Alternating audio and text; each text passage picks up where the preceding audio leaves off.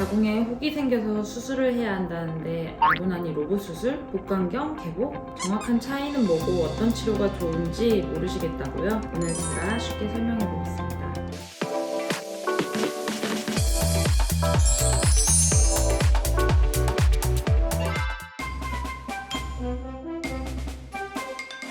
보통 소녀들이 건강검진을 통해 자궁근종을 처음 발견하게 되는데요. 자궁근종이란 자궁 근육층에 흔히 발생하는 딱한 양성 종양입니다. 개인마다 근종의 크기나 개수, 위치, 증상이 다르다 보니 수술 외의 요법으로 경과를 지켜보는 경우도 있고, 일상에서 불편함을 느낄 정도의 증상이 있다면 수술을 통해 제거하는 경우가 있습니다. 이렇게 사람마다 치료 방식은 천차만별입니다. 의사가 근종을 떼어내는 수술을 한다면 과거에는 개복 수술을 했습니다. 의사가 직접 손으로 병변 부위에 접근을 해야 되기 때문에 절개를 크게 해서 수술을 했었죠.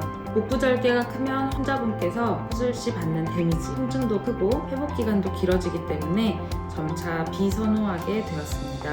하지만 점차 카메라 기술들이 발달하면서 배 안에 직접 손이 들어가기보다는 카메라가 들어갈 수 있게 되면서 복강경 수술이 등장하게 되었습니다. 복강경 수술은 배꼽 부근에 작은 절개를 통해 카메라와 수술기구가 들어가는 수술법입니다. 절개 부위가 작아서 기존 개복 수술의 단점을 보완할 수 있었죠. 그래서 현재까지도 자궁근종 수술에서 꾸준히 이용되는 수술법 중 하나입니다. 복강경 수술할 때에는 절개 부위가 작다 보니 소잡기나 집게 등의 아주 얇은 기구들이 들어가게 되고, 의사 손으로 직접 병변을 제거하는 게 아닌 간접적 컨트롤을 통하다 보니 정밀도가 떨어지는 점, 아무래도 장기에 봉합을 할 때라든지 힘이 덜 들어갈 수밖에 없습니다. 또한 일직선으로 접근하는 과정에서 접근이 불가능한 위치들이 나올 수 있기 때문에 한계가 있는 수술법이라고 할 수 있겠습니다. 그리고 두세 시간이 넘는 시간 동안 의사의 피로도나 손떨림 같은 문제들이 발생할 수 있겠습니다. 로봇 수술은 사람 손보다 작은 로봇팔을 의사가 원격 조정하여서 수술하는 방식을 말합니다. 해외는 물론 국내 큰 대학병원부터 특정 질환을 보는 전문 병원에 이르기까지 로봇 수술의 점유율은 높아지고 있습니다. 산부인과도 자궁 근종, 자궁 내막종, 난소 낭종이나 자궁 성근증에 이르기까지 외과적 수술들에서 정밀도를 요하는 분야들이 많은 만큼 로봇 수술의 적용이 훨씬 많아지고 있습니다.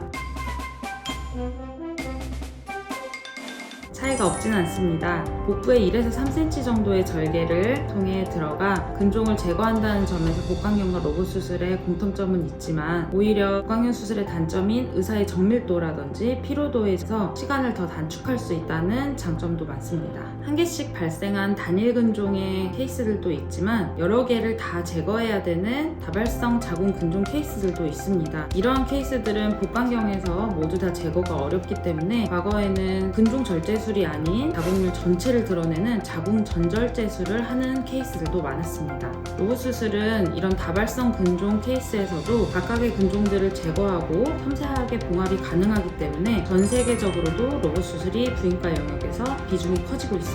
과거와 달리 이제 수술법도 흉터를 최소화할 수 있는 정밀한 방식을 환자분들도 선호하시고, 의사 입장에서 수술의 변수도 줄일 수 있으면서 안정감 있는 이러한 장점들 때문에 로봇 수술을 많이 권장드리고 있으나, 비용적 측면에서 가장 싼 수술법이라는 점이 단점이 되겠습니다. 의사와 충분한 논의를 거치시고 자신에게 맞는 치료법을 결정하시면 되겠습니다.